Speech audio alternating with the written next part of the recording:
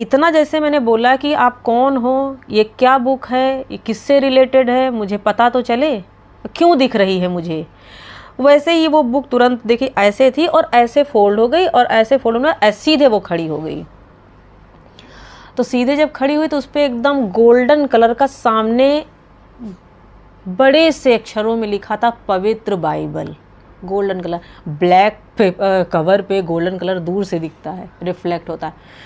तो जब उसमें लिखा पवित्र बाइबल, तो जैसे मैंने देखा पवित्र बाइबल तो मेरा मुंह एकदम ऐसे खुला रह गया और मैं कुछ नहीं बोल पाई। उस समय मैं कुछ भी ना बोल पाई ना समझ पाई, सिर्फ मेरे हार्ट में ये चीज़ आई, मैंने बोला यीशु मसीह। ये मेरा उस समय मेरे एक्सप्रेशंस ये थे। इनफैक्ट इससे भी ज़्यादा अलग एक्सप्रेशन थे मेरे उस समय के। गई घर नीचे गई और मैं इतनी शॉक्ड थी, मैंने अपने घर पे किसी को नहीं बताया। जनरली मेरे साथ जो भी दर्शन या हम अपने देवी देवता या कुछ देखते थे तो मैं चीज़ अपने मन में सोची, क्या यीशु मसीह से मैं बात करूं, क्या वही भगवान हो सकता है, वो भी ईश्वर है क्या। मैं अपने मन में बोल रही हूँ कि जैसे मुझसे कोई कह रहा है कि अब मुझसे बोलो। अभी तक मैं रो तो रही थी लेकिन उनके बारे में नहीं सोच रही थी। अचानक किसी ने मुझसे कहा बाइबल के बारे में याद दिला के कि इनसे बोलो। तो मैंने कहना शुरू किया, ऊपर मुंह करा और एकदम बच्चे की तरह इतना रोई हूँ मैं उस दिन, इतना रोई हूँ कि हमें नहीं लगता है कोई रिलेटिव मर जाता है अगर किसी का हमारा, तो शायद मैं इतनी अपनी प्राण आत्मा निकाल के रोना जिसको कहते हैं, मैं बहुत रोई सचमुच। हालेलुया, प्रेज द लॉर्ड, जय मसीह की आप सभी को। तो आशा रखता हूँ कि आप अच्छे होंगे, स्वस्थ होंगे। तो आप जानते हो कि इस चैनल के ऊपर मैं व्लॉग बनाता था, लेकिन अब मैं इस चैनल के ऊपर व्लॉग नहीं बनाने वाला, क्योंकि प्रभु यीशु ने मेरा जीवन बदला है, मेरा मार्ग बदला है और मुझे पाप से छुड़ाया है और हर वो अधर्म के काम से मुझे छुड़ाया है। इसीलिए मैं अब इस चैनल के ऊपर जो कुछ भी करूँगा वो प्रभु यीशु के महिमा के लिए करूँगा, क्योंकि वचन में लिखा है तुम जो कुछ भी करो प्रभु यीशु परमेश्वर की महिमा के लिए करो। तो मेरे अलावा बहुत कुछ ऐसे लोग हैं जिन्होंने अपना जीवन बदला है। धर्म, परमेश्वर ने कभी धर्म बनाया नहीं, सिर्फ और सिर्फ इंसानों ने अपने मतलब के लिए धर्म बना दिया है, लेकिन परमेश्वर ने सिर्फ और सिर्फ इंसान को बनाया है।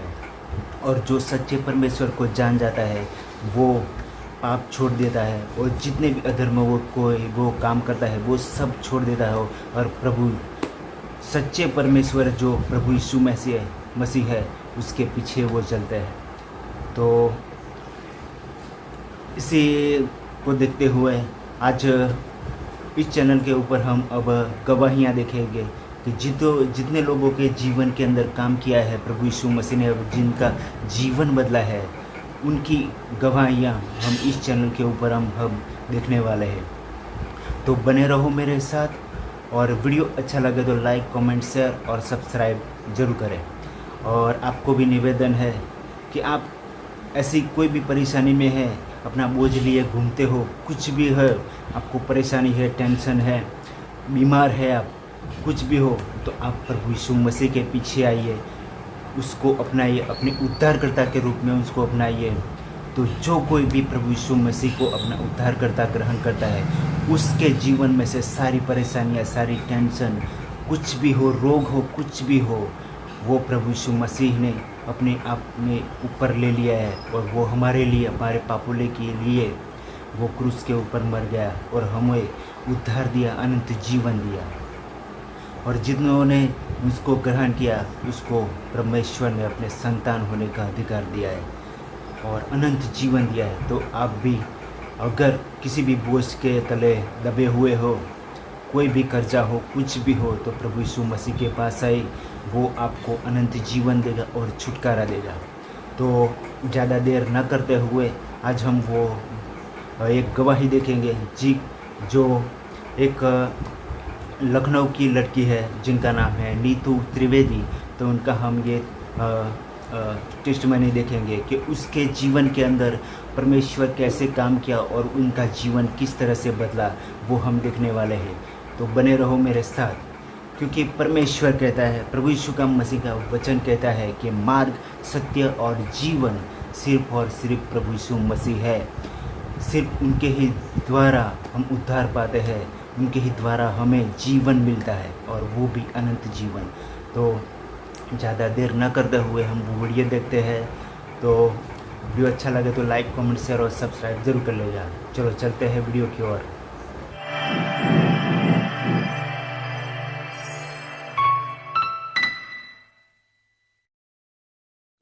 अपनी आज की गवाही को हम आपके लिए लेकर के आए हैं उत्तर प्रदेश की राजधानी जो तहजीब का नगर कहलाती है, लखनऊ से। इस गवाही में आप जान पाएंगे कि परमेश्वर कैसे पर्दे के पीछे काम करता रहता है। एक इंसान जब अपनी एक लोकेशन चेंज करके दूसरी लोकेशन पर जाता है और नए नए लोगों से मिलता है, तब परमेश्वर भी कुछ कर रहा होता है। ये गवाही है नीतू द्विवेदी की, जो हिंदू ब्राह्मण परिवार से आती हैं। अपने बचपन से ही नीतू एक बहुत ही धार्मिक किस्म की लड़की थी और जितने कर्मकांड होते हैं उन सब में उनकी अटूट आस्था थी। आज नीतू प्रभु यीशु मसीह पर यकीन करने लगी है और इसके पीछे एक बड़ी कहानी हुई है। नीतू अपने बचपन से ही एक साध्वी जैसा जीवन जी रही थी, जो सिद्धि प्राप्त करना चाहती थी। लेकिन इस खोज में, इस उथल पुथल में कैसे उनकी मुलाकात यीशु मसीह से होती है, आइए जानते हैं। Praise the Lord. सभी को जय मसीह की। मेरा नाम नीतू द्विवेदी है और मैं हिंदू ब्राह्मण परिवार से आती हूँ। मैं बाराबंकी से हूँ बेसिकली, और लखनऊ में अभी फ़िलहाल 25 साल से रह रही हूँ, क्योंकि मेरे पापा गवर्नमेंट एम्प्लॉई थे, तो हम एक गवर्नमेंट क्वार्टर में रहते थे। तो अभी पापा रिटायर्ड हो गए हैं, तो अभी हम फ़िलहाल यहीं पर रह रहे हैं। मैं आपको बताना चाहती हूँ कि प्रभु यीशु मसीह ने हमारे जीवन में कैसे काम किया उस टाइम, लेकिन मैं परमेश्वर के बारे में बिल्कुल भी नहीं जानती थी, और मेरा जो एटमॉस्फेयर था क्रिश्चियनिटी से और इन सब चीज़ों से बिल्कुल रिलेट ही नहीं करता था। मैं और सारे भाई बहनों से ज़्यादा पूजा पाठ करती थी, क्योंकि मैं ये जानना चाहती थी कोई ईश्वर, कोई भगवान ऐसा है जो आज के भी टाइम में हमसे बातें कर सकता है। ये मेरे थॉट थे, बचपन से ही मेरे थॉट्स थे एक्चुअली।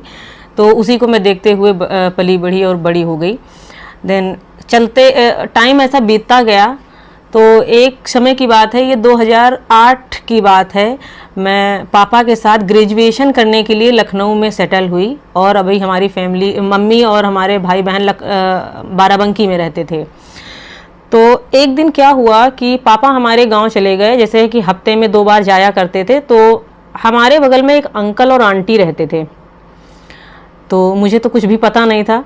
तो हम पूजा पाठ करते रहे, और करते करते बहुत ज़्यादा धूप बत्तियाँ सुलगाना और ये सारी जैसे हमारे होता है हमारे धर्मों में, मुझे ऐसा लगता था कि मैं बहुत ज़्यादा दीपक जला करके और बहुत ज़्यादा पूजा पाठ करूँगी तो हमारे भगवान खुश हो जाएंगे और हमसे ज़्यादा हम उनसे ज़्यादा कनेक्ट कर पाएंगे। अंकल और आंटी जो हमारे साथ में रहते थे, हमारे मतलब बगल में रहते थे, तो उन्होंने मुझे संगति में ले जाने के लिए सोचा।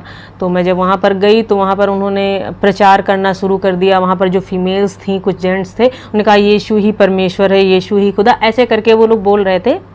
तो जब उन्होंने बोला यीशु ही प्रभु है, तो मैं अपने मन में कह रही हूँ अच्छा, मतलब ये मैं अपनी पर्सनल फीलिंग बता रही हूँ आपको। मैंने कहा अच्छा, अब हमारे देवी देवता मतलब नहीं रह गए, ईश्वर नहीं रह गए, अब आपका ही यीशु प्रभु है, उसने ही दुनिया बनाई है, वो सिंगल। क्योंकि मैं प्रभु यीशु मसीह को ऐसे जानती थी, जिस तरह मैंने उनको फोटोज़ में देखा था कि वो सिंगल कपड़ा पहने, ना तो उनके मुकुट लगा है, लाइक जैसा हम सीरियल टीवी में देखा करते थे वैसा इमेजिन करते थे हमेशा। हमने कहा कि अच्छा इनके परमेश्वर ये हैं। तो उन्होंने मुझे बाइबल दी और कहा कि आप ये पढ़ो और देखो, इसमें अब जानो कि परमेश्वर यीशु मसीह ही ईश्वर है, क्रिएटर है, पूरी दुनिया कायनात का मालिक है। तो मैंने घमंड में बोला कि हमारे जो, तो मैंने इस जगह पे जब उन्होंने कहा क्रिएटर है, तो मैंने इस जगह क्रिएटर अपने आप को वहाँ पर रखा, अपने रिलीजियस की जो हमारी बुक है शिव पुराण करके, वहाँ पर हमने कहा शिव शक्ति का आपने नाम सुना है, उन्होंने ही पूरी दुनिया बनाई है। मैंने ये पॉइंट बोला था वहाँ पर। तो उन्होंने वो एकदम प्यार से, मैं ये चीज़ जरूर नोटिस है, मैं एग्रेशन में बोल रही थी, घमंड में, लेकिन वो एकदम प्यार से बोल रहे हैं, क्योंकि मैं बहुत 3-3, 4-4 घंटे पूजा पाठ करने वाली लड़की थी ना। तो मैंने कहा कि अच्छा आप हिंदू हो और आपको अपने भगवान पे भरोसा नहीं। उसी समय आंटी और अंकल को देख के एक अंदर से मुझे, अब मतलब वो शब्द नहीं मैं बोल सकती हूँ कि जो मुझे फील हुआ था, जैसे कि अपने लैंग्वेज में बोलते हैं इसे घिन आना, हम अगर हिंदी लैंग्वेज में बोलेंगे, ये शब्द मैं इसलिए बोल रही हूँ क्योंकि यही शब्द उस समय मेरे अंदर हार्ट में आया था, मेरे माइंड में आया था। मैं चली अपने रूम पे चली आई और हमने पूजा पाठ करना शुरू की। उसी गुस्से में 1 घंटे और पूजा बढ़ा दी। कि और ज़्यादा मैं थोड़ा सा कनेक्ट होंगी अपने भगवान से, इन्होंने ऐसे कैसे कर दिया और मैं भी यहाँ से कुछ प्राप्त करके दुनिया को, अपने समाज में। अच्छा, एक चीज़ मैं आपको बताना चाहती हूँ कि जो मैं पूजा पाठ करती थी, जो मेरा मेन उद्देश्य था यही था कि मैं वहाँ से कुछ अचीव करूँ। जैसा कि मैं सुनती थी कि जो बाबा लोग होते हैं टोटका करते हैं, आप समझ सकते होंगे ना, उस चीज़ को मैं गलत नहीं समझती थी, क्योंकि हम ऐसे माहौल में ही, हमारा ऐसा शास्त्रों में लिखा ही हमारे कि आप ये सिद्धि प्राप्त करो, ये सिद्धि। तो मेरा मेन उद्देश्य था सिद्धि प्राप्त करना उतनी कम उम्र में।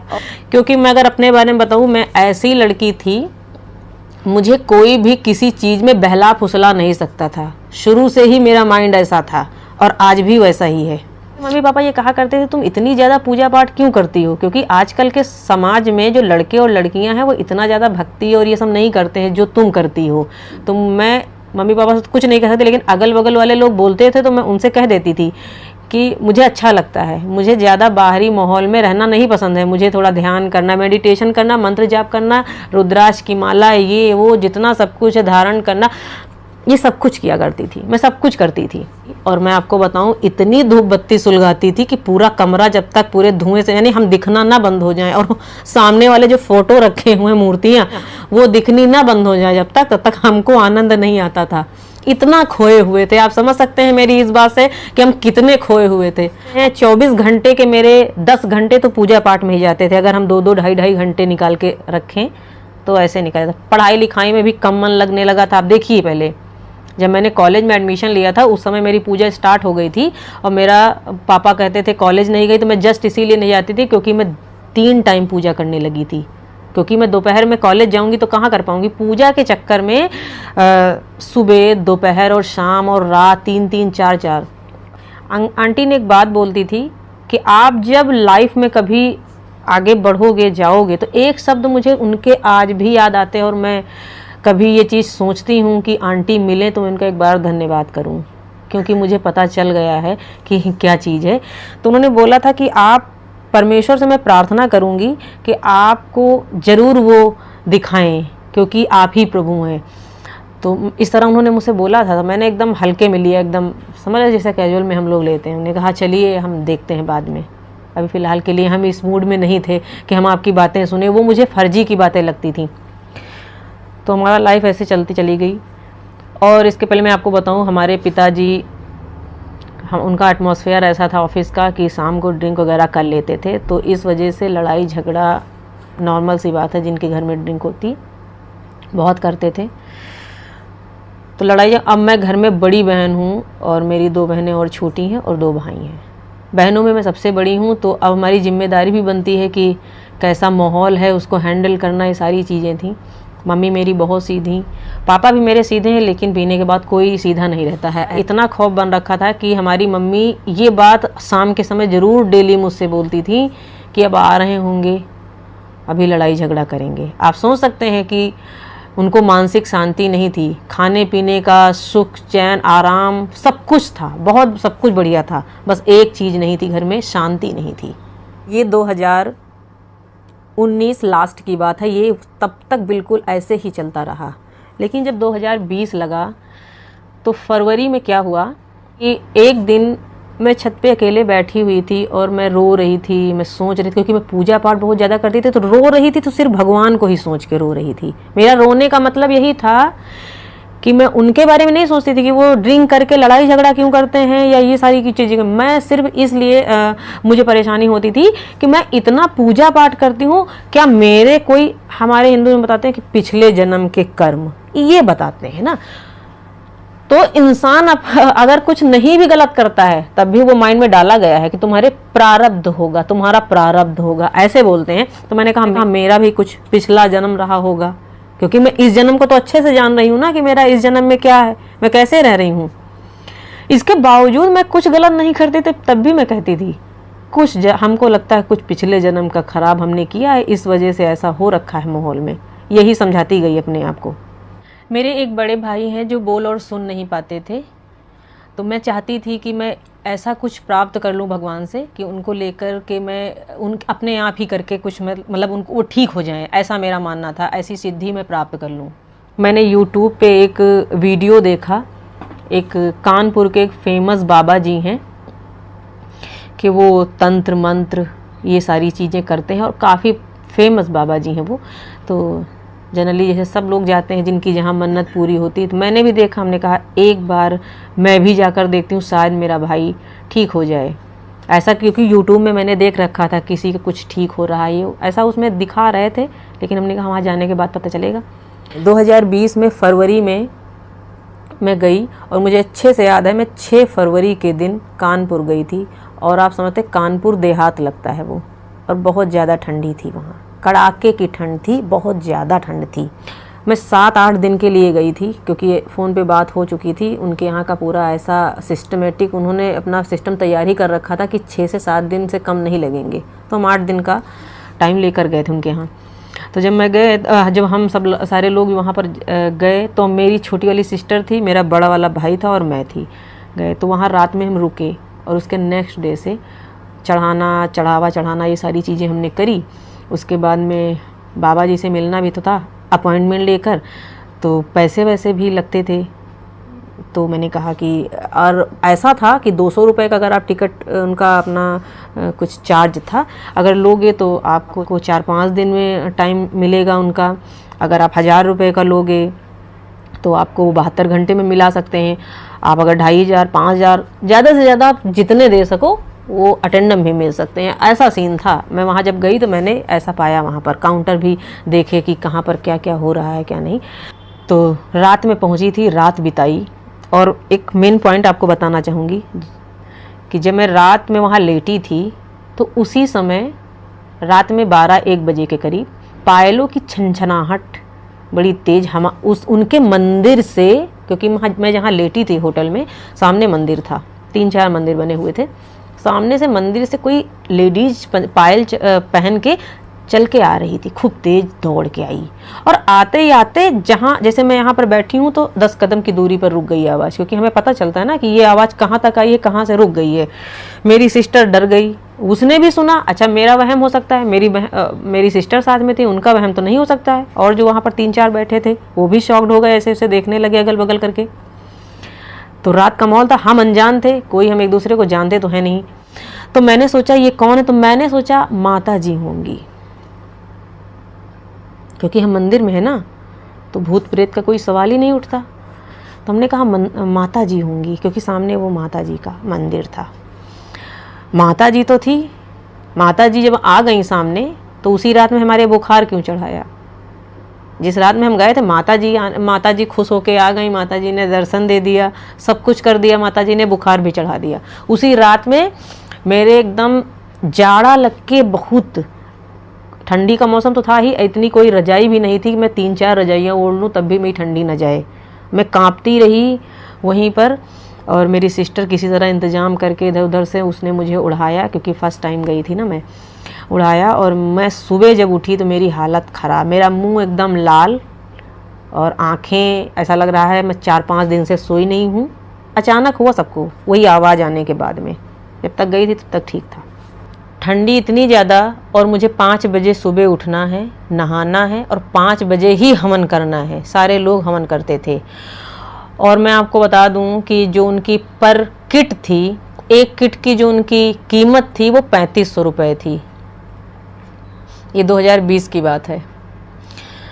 तो उन्होंने, अब मैं 25,000 रुपये लेके गई थी, मैं आपको बताऊं। और मैं आपको ये भी बताऊं कि ये 25,000 रुपये मैं अपने पेरेंट्स से मांग के लेके नहीं गई थी। इतना आस्था, इतना बिलीव था भगवान के ऊपर कि मेरे भाई जी ठीक हो जाएंगे।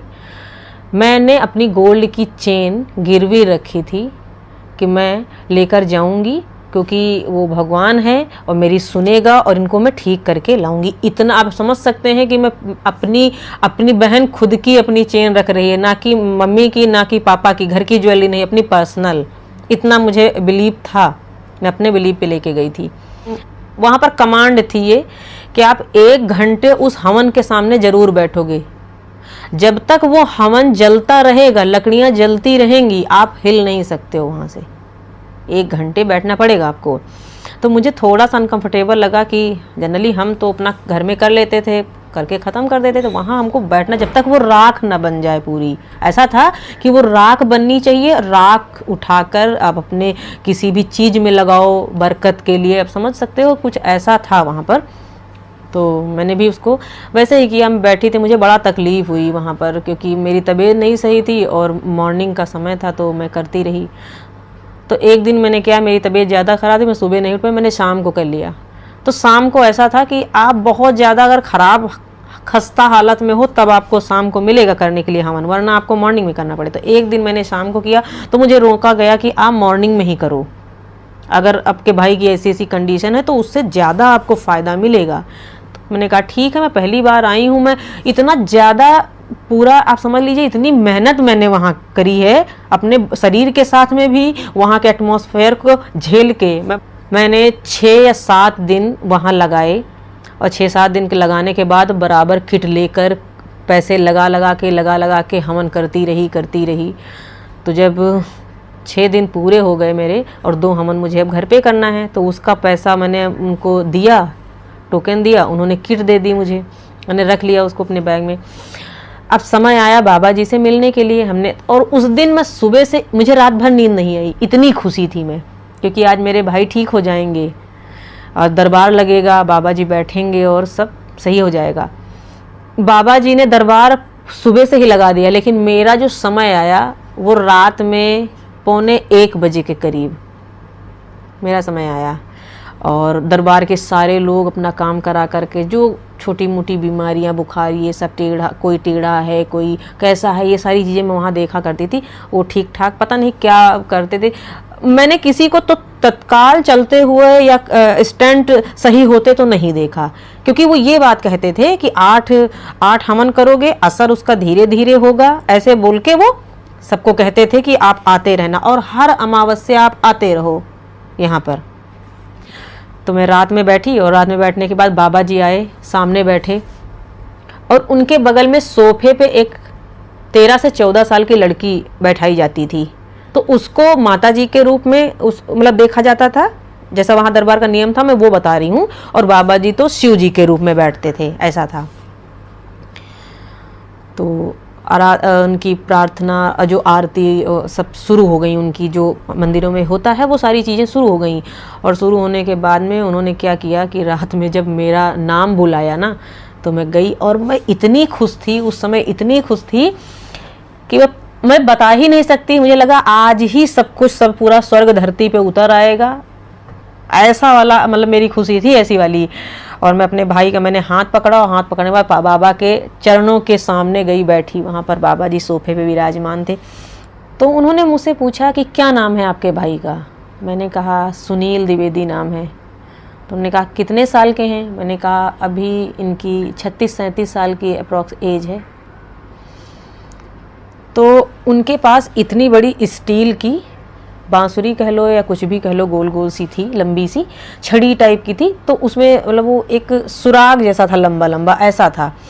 तो वो उससे ऐसे ऐसे करते थे और वो हवन कुंड बना रहता था और ऐसे करके फूंकते थे। जो भी करते थे मुझे नहीं पता, लेकिन वो ऐसा कर रहे थे।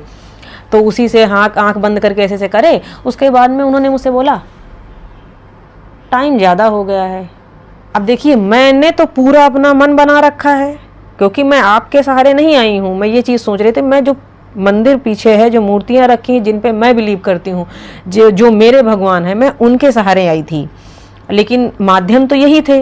हमने कहा इनके ऊपर सिद्धि है तो यही सब कुछ कर रहे होंगे। तो मैं एकदम ऐसे बैठी शॉक्ड। हमने कहा कुछ ऐसा ना बोल दें ये कि मुझे निराश होकर जाना पड़े। मैं क्या मुँह लेके घर जाऊँगी, क्योंकि जिस विश्वास में मैं वहाँ से चली थी ना, और झूठ बोल के भी आई थी। पापा से, मम्मी से कहा था कि ये बोलते हुए आएंगे और ऐसी ऐसी बात है, मम्मी भेजो मुझे ऐसा। तो मैं ये सोच सोच के वहाँ अंदर बहुत परेशान थी कि मैं क्या मुँह लेके जाऊँगी अगर नहीं सही होंगे ये। तो बाबा जी ने जैसे बोला कि उम्र ज़्यादा हो गई, जैसे उन्होंने बोला एज ज़्यादा हो गई है, बस मेरे अंदर तुरंत अंदर से ये बात आई कि हमको लगता नहीं है कि कुछ ये सही कर सकते हैं। लेकिन मैं बैठी रही, मैं किसी तरह हाथ जोड़ के भगवान से विनती प्रार्थना करती रही। पीछे मंदिर में जो मूर्तियाँ थीं उनके सामने एकदम पूरी श्रद्धा से लगी थी, क्योंकि बहुत ज़्यादा आस्था थी, बहुत ज़्यादा आस्था थी मुझे। तो उन्होंने क्या किया, बगल में जो लड़की बैठी थी उससे कान में उन्होंने कुछ धीरे से बोला तो उस लड़की ने, मैंने इतना सुना, उस लड़की ने कहा अब नहीं हो सकता है। तो मैंने सोचा शायद इनका कुछ अपना आपस में हो, शक्ति का कुछ लेना देना, आदान प्रदान जैसे नहीं होता है। हमने कहा क्या पता हो, जो मेरे समझ में आ रहा था वो मैं वही सोच रही थी। उन्होंने मुझसे एक बात बोली, इनकी उम्र ज़्यादा हो गई और ठीक हो जाएगी, क्योंकि पब्लिक बहुत ज़्यादा थी। तो उन्होंने ये नहीं कहा कि नहीं ठीक होंगे, उन्होंने मुझसे कहा हर अमावस्या इनको लाते रहना और आगे बढ़िए। उन्होंने कुछ भी नहीं पूछा इसके अलावा। उन्होंने कहा चलिए आगे बढ़िए। जैसे उन्होंने कहा चलिए आगे बढ़िए, बस मेरा तो रोना ऊपर ही था। जैसे ही मैंने ये चीज़ सुनी उनके मुझे, इतने 6 दिन का वेट, इतनी ठंडी में हवन करना, रातों दिन जाग जाग के कीर्तन भजन ये सब कुछ करना, वो एक लास्ट दिन था, वही एक उम्मीद थी मेरे पास। मेरे साथ क्या हुआ कि मेरी आँखों से तुरंत आंसू निकले और इतना भर भर के मैं रोने लगी कि मुझे नहीं लगता कभी मेरे मम्मी पापा ने मुझे डांटा या मारा हो तो इतना शायद मैं कभी अंदर से रोई हूँ। बहुत रोने लगी, बहुत ज़्यादा रोने लगी। तो फिर मैं आगे बढ़ गई और बढ़ने के बाद में जब उन्होंने कहा हर अमावस्या आते रहना, मैंने अपने मन में सोच लिया आऊँगी तो अब नहीं, क्योंकि मेरे यहाँ पर एकदम मेरे हार्ट के पास में जैसे किसी ने कुछ मार दिया हो। हमने कहा आऊँगी तो अब दोबारा नहीं इस दरबार में। अगर आज सही करना होता तो सही कर चुके होते, ये बात क्यों बोलते कि उम्र ज़्यादा। मैंने एक चीज़ समझी उस जगह, उम्र से ऊपर वाले का लेना देना क्या है। ये चीज़ मेरे मन माइंड में आई कि उम्र से ऊपर वाले का कोई लेना देना नहीं होता है। वो ऊपर वाला तो हर समय सक्षम होता है कुछ भी करने के लिए। ऊपर वाले के पास क्या समय के अनुसार शक्तियाँ घटती जाती हैं। मैं बाहर दूसरे दरवाजे से मैं बाहर के चली गई निकल के। 2 दरबार थे उनके।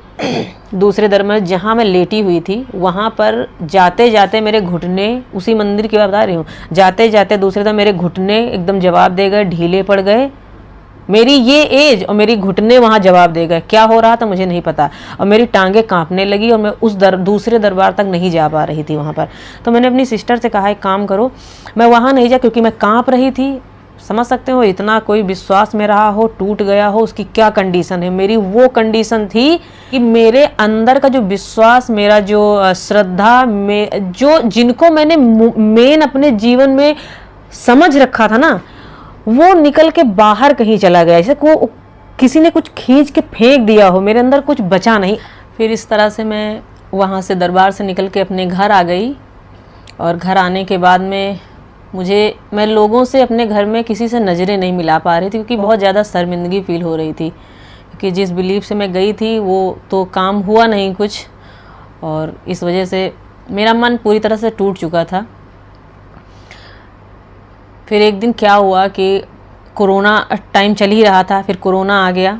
और कोरोना में चलते चलते एक समय ऐसा आया कि मैं पूजा पाठ तो करती थी, क्योंकि ये महामारी आ गई थी, तो मैं ये सोचती थी ये सारी चीज़ें आ गई हैं तो मुझे गॉड पे, भगवान पे बिलीव था।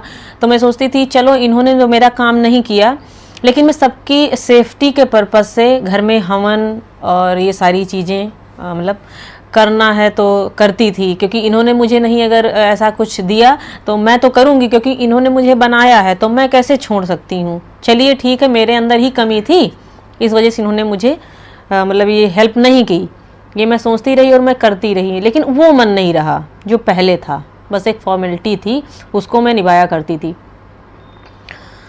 तो 7-8 महीने बीत गए दरबार के आने के बाद से। 7-8 महीने के बाद में एक दिन क्या हुआ मेरे साथ में कि दिसंबर लास्ट मेरा घर मुझे छोड़ना था, अलग कहीं शिफ्ट करना था मुझे।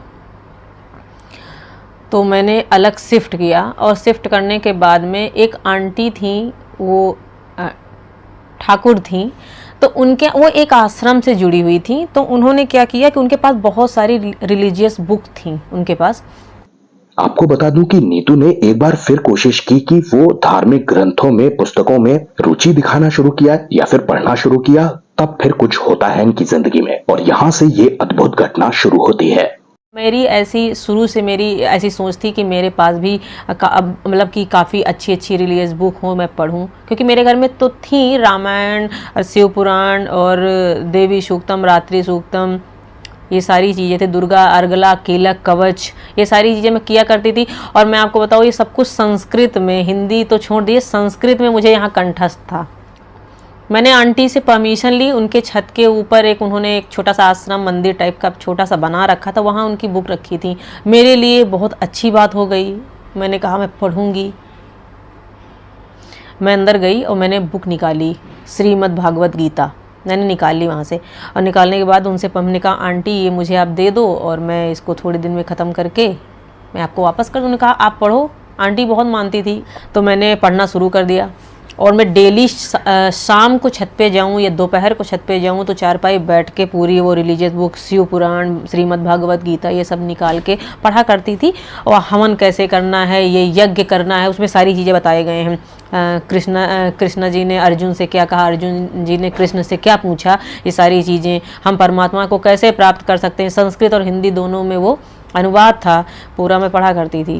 बात अभी मैंने दूसरी बुक स्टार्ट भी नहीं करी थी, सिर्फ वही श्रीमद् भागवत गीता ही लेकर मैं पढ़ ही रही थी।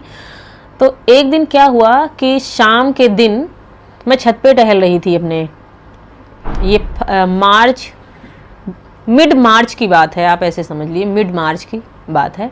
मैं छत पे टहल रही थी, मैंने कान में ईयरफोन लगा रखा था और मैं अपने फ्रेंड से बात करते करते टहल रही थी। ऐसा भी नहीं था कि मैं कुछ अपने माइंड में सोच रही हूँ, मैं ऐसे ही मतलब टहल रही थी। और मैं टहलते टहलते मैंने क्या देखा, सामने आसमान में एक बुक है, एक सामने बुक मैंने देखी वहाँ पर। जब मैंने बुक देखी तो अभी वो बुक ऐसे खुली हुई है, सामने ऐसे खुली हुई है, तो उसका जो बैक का कवर है वो ब्लैक कलर का है। वो काफ़ी दूर है तो मुझे तो उसमें कुछ सेंटेंस क्या लिखे हैं ये तो मैं, उसमें वर्ड्स क्या लिखे ये तो मैं जान नहीं सकती, लेकिन वो बस कलर दिख रहा है। उसके पेज वाइट हैं, उसमें रेड कलर का ऐसे धागा लटक रहा था और मैंने उसको देखा, वो ऐसे थी। तो मैंने जब आंख उठा के उसको देखा तो मैंने ये सोचा कि शायद मैंने इतना ज़्यादा पूजा पाठ कर लिया है, कुछ वहम हो मेरा, कुछ ना कुछ दिखा करता है। लोग कहते हैं पूजा पाठ करते हैं, इतना हवन करते हैं, तो इस वजह से मैंने उसको इग्नोर कर दिया। मैंने उस बुक को इग्नोर कर दिया। इग्नोर करने के बाद में मैंने अपना जस्ट अलग मुंह कर लिया और मैं टहलने लगी। तो जब मैं टहलने लगी तो एक बार मैंने ये चीज़ सोची कि होता नहीं एक माइंड में कि क्या वो बुक अभी भी वहीं होगी। मेरे माइंड में भी यही चीज़ आई।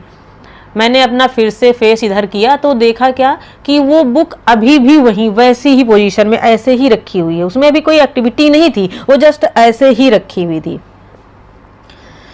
तो मैंने सोचा कि ये अगर हटना होता या मेरा वहम होता तो ये अब तक मतलब ख़त्म हो चुकी होती वहाँ से, लेकिन ये दोबारा भी वहीं पर मौजूद है। ये क्या चीज़ है, मैं अपने आप से पूछ रही ये है क्या चीज़ आखिर।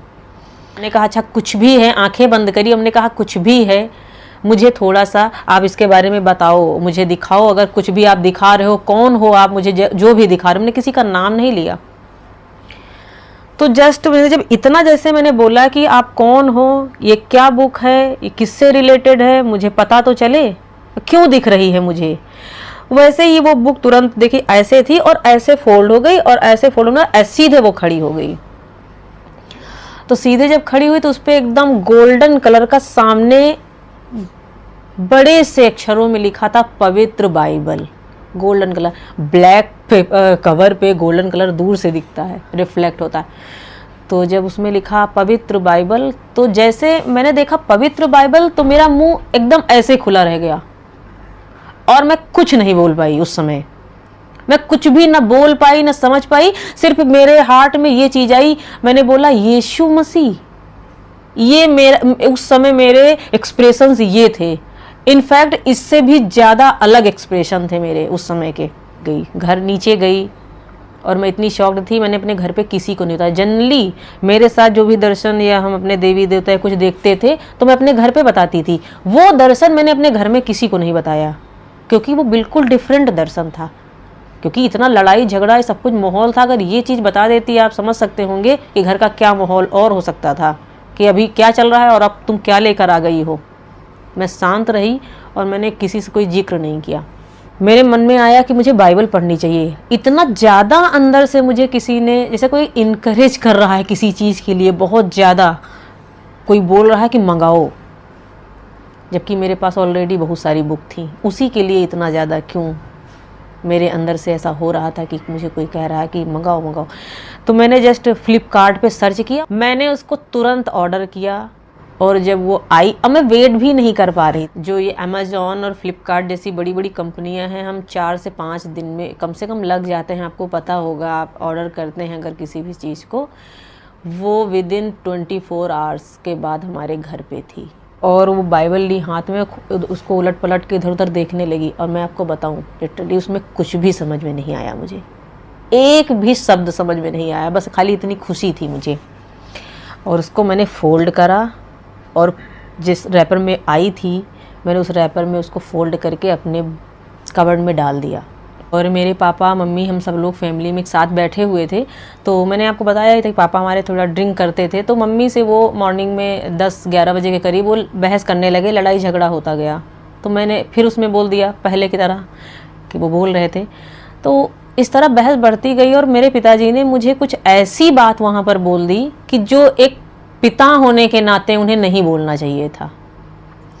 तो ये चीज़ मेरे एकदम सीधे दिल में लग गई और मैं बहुत ज़्यादा हर्ट हो गई और मैं रोने लगी। और पूरा दिन मैंने उनसे न बातचीत नहीं की और अपने कमरे में लेटी रही। और छत पे 8-9 बजे के करीब मैं गई और जाकर वहाँ रोते हुए आसमान की तरफ देख के रोने लगी। और मैंने भगवान को याद करना शुरू कर दिया, क्योंकि मैं इतना ज़्यादा टूट पहले ही चुकी थी सारे लोगों से। अब पिताजी ने मेरे बात बोल दी है पूरी तरह, अब मेरा कोई नहीं रह गया। वहाँ से मेरा विश्वास पहले ही खो गया था ना। और अब मेरे पिताजी, उन्होंने भी ऐसा मुझसे बोल के ऐसे कर दिया। तो मैं रोती रही। अब रोते रोते कम से कम 15 से 20 मिनट, आधे घंटे जब हो गए ऑलमोस्ट, तो अचानक से मेरे माइंड में वो बाइबल याद आई जो मैंने 8-10 दिन पहले देखी थी। और जब मेरे माइंड में बाइबल आई तो मैंने एक चीज़ अपने मन में सोची, क्या यीशु मसीह से मैं बात करूं? क्या वो ही भगवान हो सकता है? वो भी ईश्वर है क्या? मैं अपने मन में बोल रही हूँ कि जैसे मुझसे कोई कह रहा है कि अब मुझसे बोलो। अभी तक मैं रो तो रही थी लेकिन उनके बारे में नहीं सोच रही थी। अचानक किसी ने मुझसे कहा बाइबल के बारे में याद दिला के कि इनसे बोलो। तो मैंने कहना शुरू किया, ऊपर मुंह करा और एकदम बच्चे की तरह इतना रोई हूँ मैं उस दिन, इतना रोई हूँ कि हमें नहीं लगता है कोई रिलेटिव मर जाता है अगर किसी का हमारा, तो शायद मैं इतनी अपनी प्राण आत्मा निकाल के रोना जिसको कहते हैं, मैं बहुत रोई सचमुच।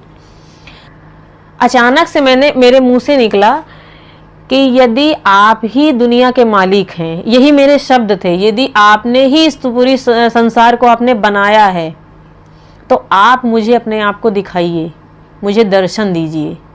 और एक चीज़ मैंने उसमें और बोल दी कि मुझे आज के आज ही दर्शन दीजिए। ये पॉइंट आप नोट करिएगा, आज के आज ही मुझे दर्शन चाहिए आपका। ये क्योंकि मेरे पिताजी ने मुझे बहुत हर्ट कर दिया है। मैं उनसे बोल रही हूँ, मेरे पिताजी ने मुझे बहुत हर्ट कर दिया है। अगर इस दुनिया के आप मालिक हो तो आप पिता भी हो, क्योंकि हमारा जो क्रिएटर होता है, हमारा जो परमेश्वर जिसे दुनिया बनाई है, जिसने रचना करी है, तो उसने हमारी भी रचना करी है ना, हमको भी सृष्टि में बनाया है ना, तो वो हमारा भी क्रिएटर हुआ। तो हमारा जो क्रिएटर होता है हमारा पिता ही होता है।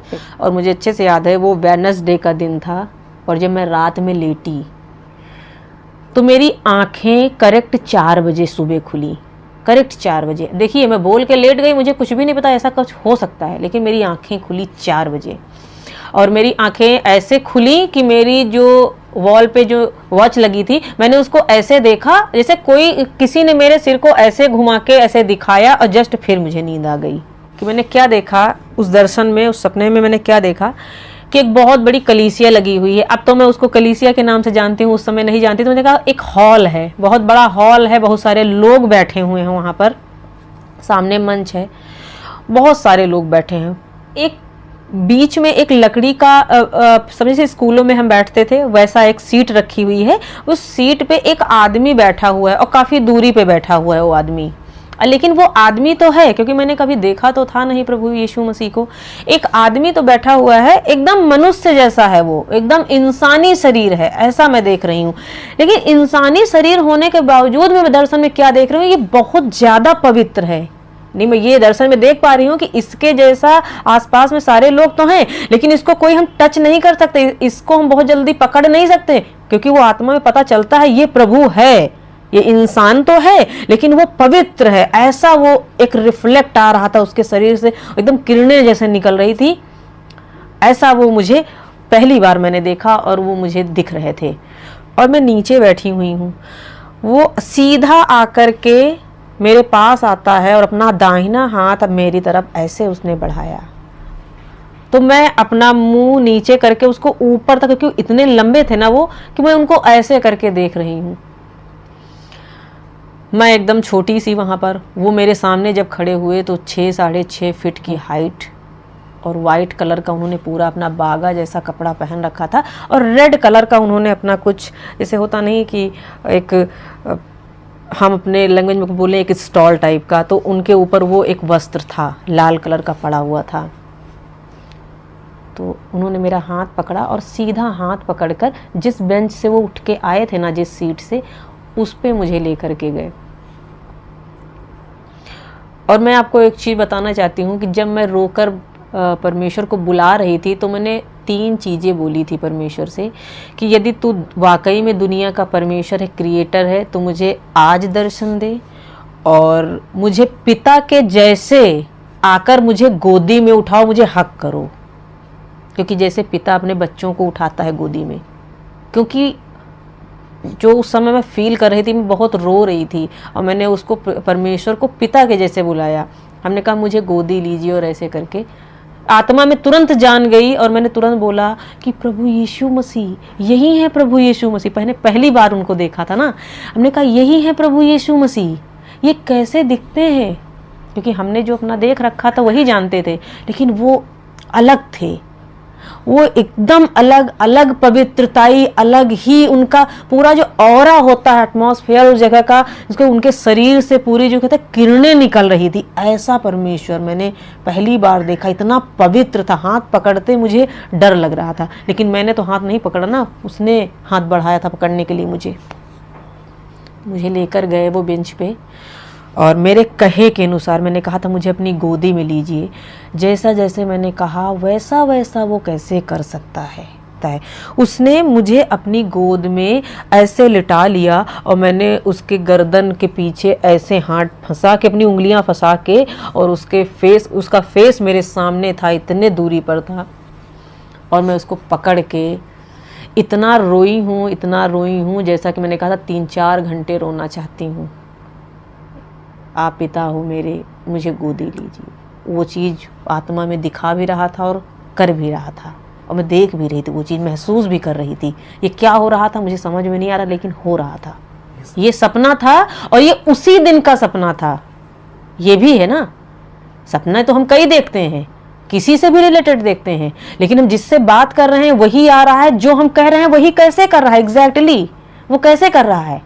और पूरा ऐसा भी नहीं कि प्रॉपर ड्रीम हो। पहले जगाया उसने मुझे 4 बजे सुबह, कि तुम्हें रिमाइंड रहे, ये नहीं कि रात में लेटी सुबह ही नींद खुल गई, नहीं, जगाया उसने मुझे। उस समय ऐसा फील हुआ कि पूरे जगत, पूरे संसार की चीजें, मैं आपको सच में बता रही हूँ, इतना मैंने अपने जीवन में देखा, सब कुछ किया, लेकिन जब उस परमेश्वर ने अपनी गोद में ऐसे पकड़ के जब लिपटाया ना, मुझे ऐसा लगा कि मुझे अब कुछ नहीं चाहिए, सब कुछ मुझे मिल चुका है।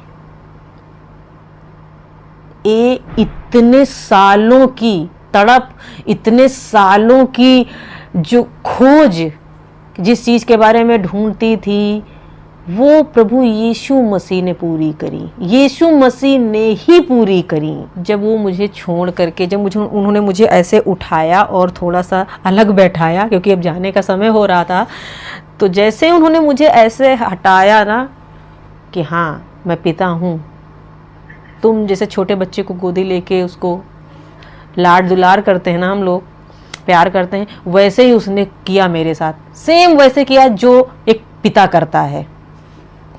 लेकिन जब वो दोबारा जब चला गया, अब जब वो दोबारा, जब मैं रोने लगी, जब वो आया ना, अब वो परमेश्वर के जैसे आया, जबकि मैं इन सब चीज़ों के बारे में कुछ भी नहीं जानती थी। अब वो जब परमेश्वर के रूप में आया, तो अब आसमान से उसका सीधा हाथ, बहुत लंबा हाथ उसका आसमान से आया। इतना लंबा हाथ मैंने कभी नहीं देखा था। इतना लंबा हाथ आसमान से आता है, और उसने मेरे हाथ आगे बढ़ाकर मेरे यहाँ माथे पर ऐसे टच किया, और जैसे उसने ऐसे मुझे टच किया, तो मैंने पहली बार ये चीज़ देखी और सुनी भी थी और महसूस भी करी कि एकदम इलेक्ट्रिक जैसा शॉट जो लगता है ना, वो मेरे शरीर में लगा।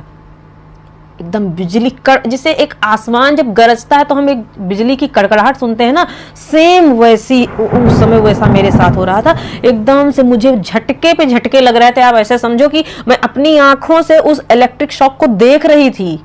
ऐसा नहीं कि उसने छुआ, मैंने महसूस करा, नहीं, उस सामर्थ्य को निकलते हुए उसके हाथों से आते हुए मैं अपने आप को भरते हुए देख रही थी। मैं उसी समय तुरंत फर्श पे उस जगह पर गिर गई और गिरने के बाद में मेरे घुटने और मेरा सिर एक में जुड़ गया। एकदम इतनी तगड़ी सामर्थ्य थी वो कि मैं अपने शरीर को खोल नहीं पा रही। एकदम सिकुड़ जाना जिसको कहते हैं, उसी से भर के एकदम सिकुड़ गई मैं उसमें। फिर परमेश्वर ने मुझे बहुत ब्लेस किया, बहुत से दान वरदान दिए। जब परमेश्वर मुझे दान वरदान से भर रहे थे, सामर्थ्य से भर रहे थे, पवित्र आत्मा से भर रहे थे, मुझे दान वरदान से भर दिया। पवित्र आत्मा मुझे सोते सोते मिला। ये जब मिला मुझे तब मैं बाइबल के बारे में कुछ भी नहीं जानती थी, लेकिन जब परमेश्वर ने मुझे भर दिया और जब मैं बाइबल पढ़ना मैंने स्टार्ट किया उसके दूसरे दिन से, तब मैंने क्या देखा कि वो सारी चीज़ें जो मैं 15-20 साल से जहाँ ढूंढ रही थी, मुझे सिद्धियाँ चाहिए थी, ये सारी चीज़ें वो मुझे वहाँ दिख रही थी। और लेकिन वो जो दिख रही थी सिद्धियाँ, वो अलग है, दान वरदान परमेश्वर, लेकिन जो जहाँ पर हम लोग करते थे वो कुछ और है। क्योंकि सत्य मार्ग और जीवन तो इधर है। अब जब सत्य मार्ग और जीवन यहाँ है तो सिद्धियाँ और दान वरदान यहाँ पर कैसे हो सकते हैं? ये क्रिएटर है, और जब ये देगा तो किस तरह का देगा। और हम जहाँ पर थे, आप समझ सकते हैं कि हम क्या करते थे। तो सिद्धियाँ भी 2 प्रकार की होती हैं जो हम करना चाहते थे। मैं अपनी बात करूँगी, जो मैं करना चाहती थी वो मैं गलत सिद्धियाँ करना चाहती थी। क्योंकि अब जब मैंने बाइबल जान ली है तब मुझे हकीकत पता चल गई है। अच्छा हुआ मैंने वो सिद्धियाँ नहीं करी, लेकिन परमेश्वर का अनुग्रह हुआ। परमेश्वर ने मेरे जीवन में बहुतायत से काम किया और उसके बाद में मैंने अपना जीवन परमेश्वर को दे दिया। उसके बाद से मैं कभी पलट के पीछे की लाइफ में नहीं गई, क्योंकि वहाँ सब कुछ मुझे खाक जैसा दिखा। आज डेली मैं परमेश्वर के वचन में बढ़ती जा रही हूँ। परमेश्वर के द्वारा अनुग्रह से दिन ब दिन परमेश्वर बात करता जा रहा है। सब चीज़ें हो रही हैं जो कभी मैं सोचा करती थी, और मुझे पता चला यही पवित्र शास्त्र है जो पवित्र आत्मा की प्रेरणा से लिखा गया है। ये पवित्र आत्मा की प्रेरणा से लिखा गया ये पुस्तक, ये कोई नॉर्मल बुक नहीं है। हम जनरली ऐसा सोचा करते हैं कि जैसे हमारे रिलीजियस में बुक होती हैं, जैसे सारी चीज़ें होती हैं, ज्ञान की बातें होती हैं, हम यही तो सोचते हैं। वही है, मैं भी, क्योंकि मैं बहुत ज़्यादा इंटेलिजेंट बनती थी अपने में कि यही उसमें भी होगा।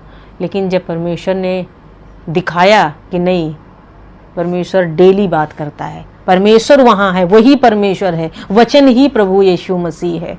कि जब जो 2000 साल पहले वो आया था वो वचन ही था, वो प्रभु यीशु मसीह ही था। और अब मैं प्रभु में, मेरी शादी हो गई है, जो मेरे हस्बैंड हैं वो भी परमेश्वर में बिलीव करने वाले हैं, प्रभु यीशु मसीह में। और आज मैं अपना जीवन खुशहाली से जीती हूँ, परमेश्वर के भय में जीती हूँ, और मुझे बहुत अच्छा लगता है। तो देखो, पहले तो प्रभु यीशु मसीह वो हमारे आत्मिक पिता है और हम उसके अंश हैं, यानी ही यीशु मसीह हमारे पिता है। उन्हीं के द्वारा सब कुछ, जितना भी जो कुछ भी दिखता है, देखा अनदेखा, सब कुछ उसी के द्वारा रचा गया है। हम भी उसके द्वारा रचे गए, उनके हाथों से हमको बनाया है।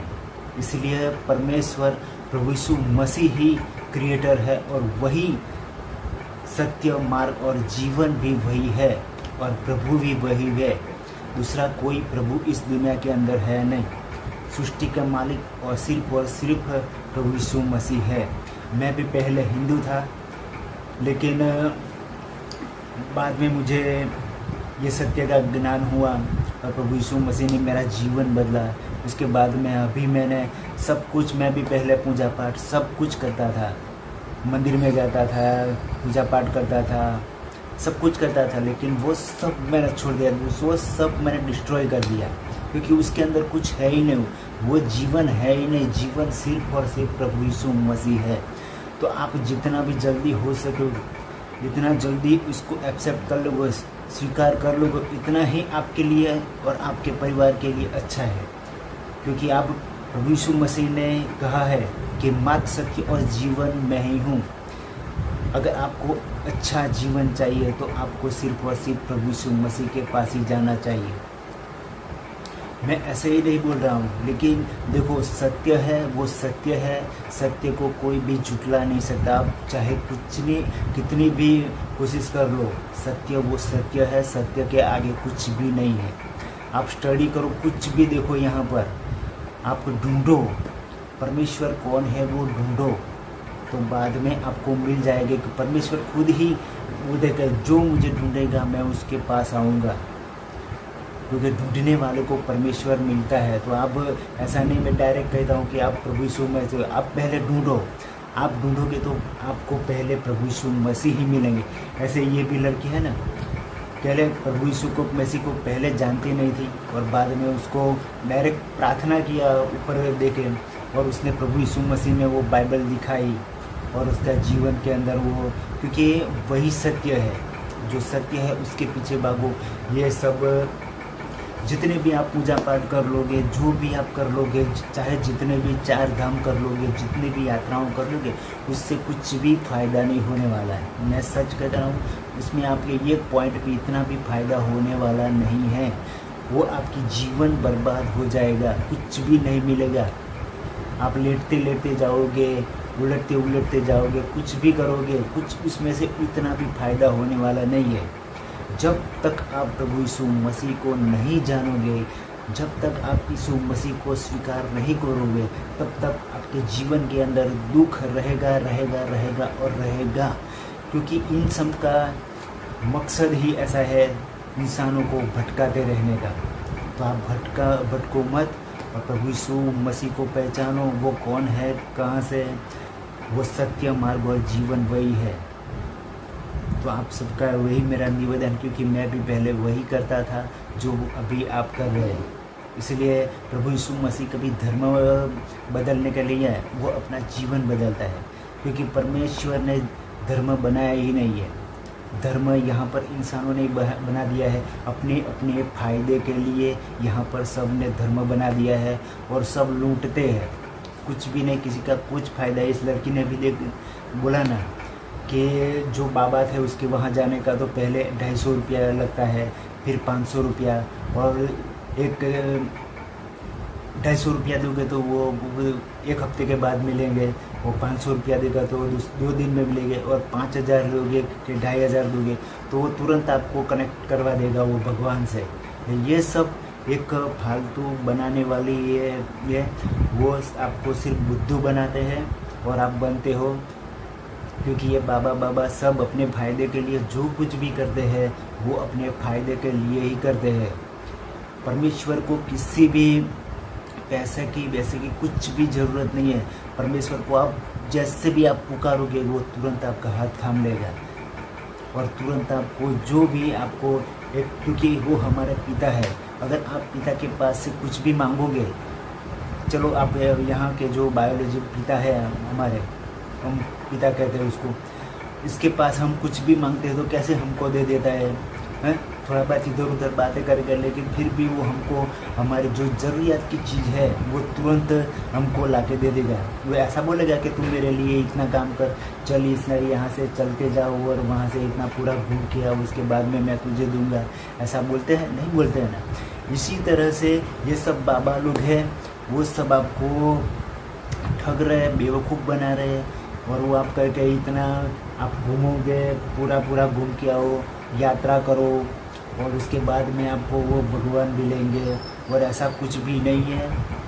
आप सालों तक उसकी तपस्या करोगे तो भी आपके जीवन में कुछ भी फर्क पड़ने वाला नहीं है, मतलब नहीं है, कोई फर्क नहीं पड़ेगा।